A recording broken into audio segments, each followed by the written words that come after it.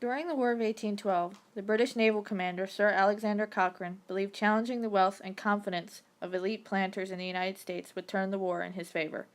He issued a proclamation promising freedom to any enslaved person who agreed to fight for the British will be sent as free settlers to the British possessions in North America or the West Indies. Many fled to the British. Some took their families with them.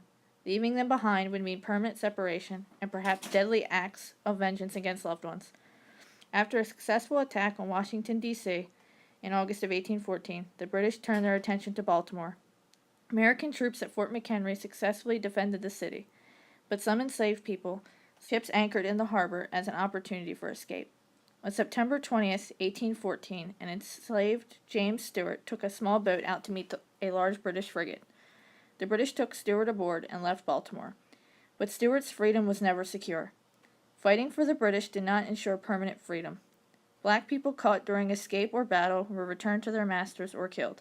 The British Navy sometimes left escaped people in the Caribbean, putting their freedom at risk on islands dominated by the plantation system.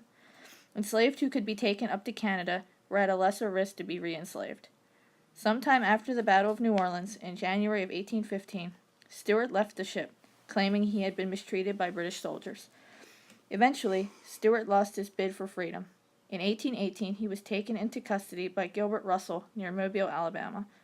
He tried to hide his identity. He gave a false name. He claimed that he had been forcibly taken by the British and pressed into military service. He said that he was a free man whose freedom papers had been destroyed in the war. Russell had other plans.